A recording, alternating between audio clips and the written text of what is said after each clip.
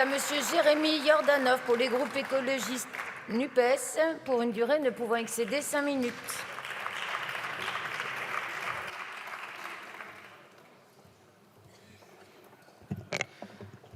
Merci Madame la Présidente.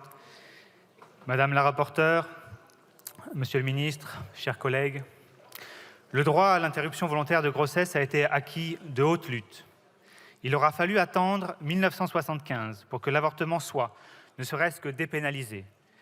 Il faut croire que la liberté des femmes à disposer de leur corps n'allait pas de soi pour tout le monde. Je veux rendre hommage aux femmes qui ont pratiqué l'avortement clandestin, au mouvement de libération des femmes, à Simone Veil, à toutes celles qui se battent en France et qui se battent encore à travers le monde pour faire reconnaître ce droit. La loi Veil est une victoire pour l'émancipation des femmes. C'est une révolution sur laquelle aujourd'hui personne ne propose de revenir. Ce débat, en France, est tranché.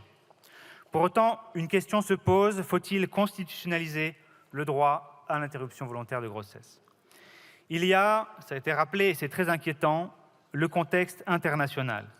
Nous ne pouvons pas ignorer ce qu'il se passe aux États-Unis, en Hongrie, en Pologne, peut-être demain en Italie. La régression du droit ou de l'accès à l'IVG est une dramatique réalité. À l'heure actuelle, rien dans notre texte fondamental ne protège directement le droit à l'avortement. Et nous savons à quel point la jurisprudence constitutionnelle laisse au législateur une grande latitude d'action. Alors oui, rehausser le niveau de protection juridique de l'IVG n'est pas un luxe.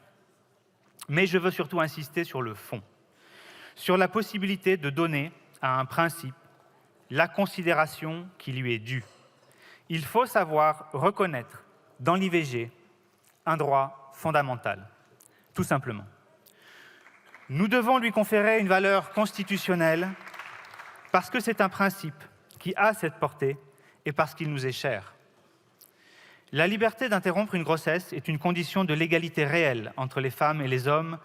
Il en va de la pleine citoyenneté. Dans la même logique, nous pensons que le droit à la contraception doit figurer aussi dans notre Constitution. Chers collègues, nous avons une opportunité historique de graver dans le marbre ce qui doit l'être et par la même occasion de porter une parole qui résonne au-delà de nos frontières. La France serait dans son rôle si elle affirmait haut et fort que l'interruption volontaire de grossesse est un droit fondamental.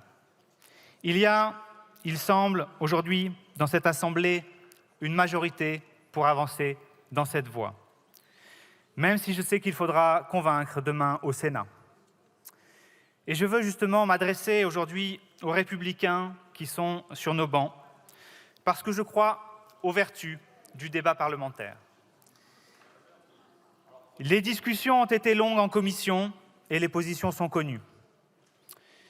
Ayez l'audace d'accepter une inscription dans le texte principal, à l'article 1er ou à minima au titre 8.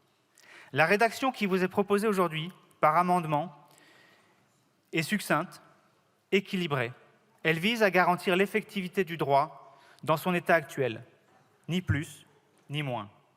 Il n'est pas nécessaire d'agiter des peurs qui n'existent pas.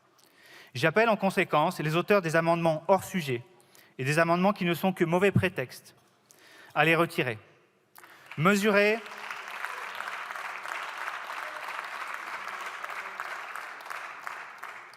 les blessures que vous faites aux femmes sur une matière aussi grave, par tant d'obstruction, parfois de légèreté et surtout de mauvaise foi.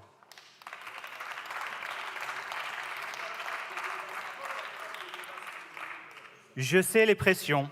Je connais les logiques partisanes, mais je veux croire aussi en la puissance que peuvent avoir, dans des moments déterminants, les convictions personnelles et le courage. Cette réforme constitutionnelle, si nous y arrivons, sera l'aboutissement d'un long et beau combat. Sortons un instant des postures. Je vous invite à adopter ce texte à une très large majorité, dans un esprit de responsabilité. de conviction et de concorde. Je vous remercie. Merci, monsieur le député. La parole est